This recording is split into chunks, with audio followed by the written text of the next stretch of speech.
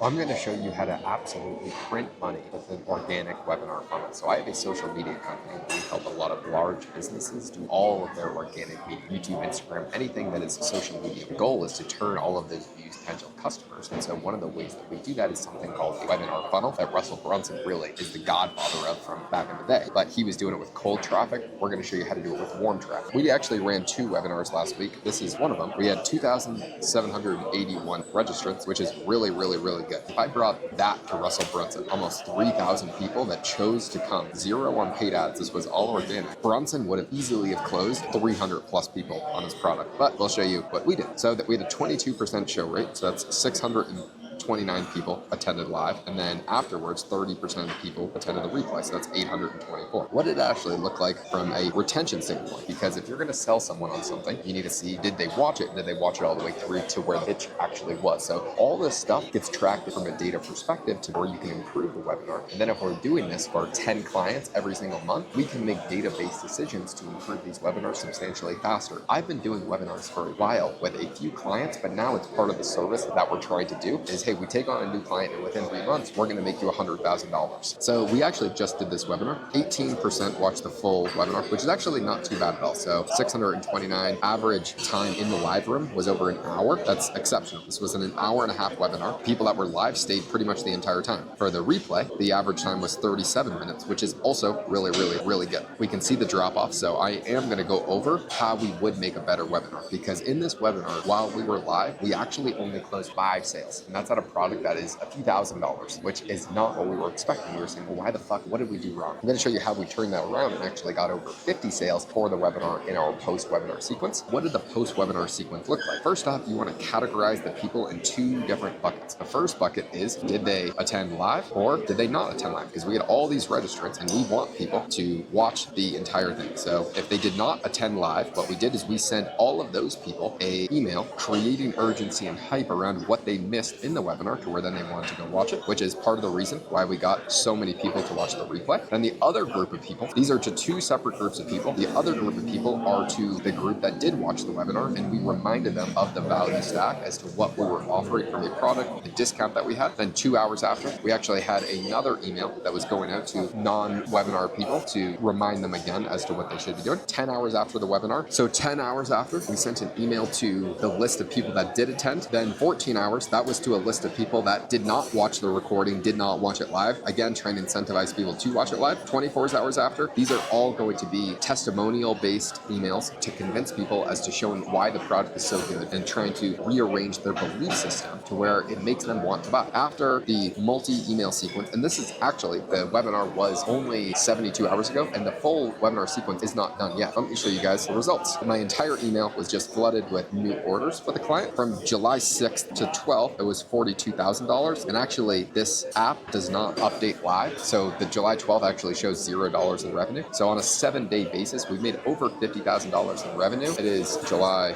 14th right now. I actually suspect that we will end up getting around 40, maybe $50 to $75,000 in revenue, which is really good for this guy's product. What would we do differently? We curated this better, which is what we're trying to improve and do better. We got 2,700 registrants, 0 paid ads. We should have closed, honestly, over $150,000 to $200,000 in profit, because what this 50,000, it's all profit because the guy's product has 0 cost involved. So how can we do that moving forward? The first is actually structuring the content. What is a converting webinar like? It's not giving as much information as humanly possible, naming all of the features of the product. It's really going through an emotional story. And story-based webinars and story in general keep people engaged and listening. And if you can get people in the same mindset that you were in before you made your transformation and had this big story hook offer framework that showed them how you got to where you are today and how your unique solution can help other people, as opposed to having a super in-depth, highly educational webinar, I actually think we would have closed, instead of 5 people in the webinar, we probably would have closed 10% of the people that were live. That's what Russell Brunson always talks about. So next time, we do have a webinar coming up in 1 month for a different one of my clients. We're going to try and structure the webinar content where it's mainly him going through his emotional and story-based hero's journey. Really, really good extra benefits as to why people need to attend live. There's a multitude of things that we're going to do. One is going to be extra bonuses that people get just for showing up live that they only get if they go live. live because you want as many people on live as the webinar as possible. Our other client, I bet we'll get around 3,500 to 4,000 people to sign up because he is in a different niche where it didn't have a lot of views right now. If we could, instead of having a 22% show rate, had a 42% show rate, you would instantly have 2,000 people on the webinar with you live. And then if you have a much better actual webinar where it's story-based hero's journey, then the value stack that we did for the client that I was just showing you was really, really good. But instead of just naming off all the features, if we show what the benefit that people are getting, because people care what they get. First step, get people onto the webinar, have a further incentive program, and then have a good referral-based system to where people want to refer their friends to join the webinar with you. The other is make sure that they're actually there live. The next is how do you have a great follow-up webinar sequence? Because that's what we did. This webinar, we only closed 5 sales live, but then we closed over 35 after the fact. And it's not done. I think we'll get over 45. That's going to have really high converting email and really great copy showing people the value that they're going to get from this product and the one-time webinar offer that you are providing. Webinars are just one part of the business model that have a very high converting thing to show our clients more, to get our clients more results. And then if we had a dozen clients and we could do 5 webinars per month with our clients, and every single week we could be printing $75,000 to $100,000 in revenue for our clients, that would be a lot of money to distribute across the team because we have a performance-based model. This is just one of the small tactics. There's strategy and there's tactics. This is a small tactic that actually produces incredibly high returns over the long run.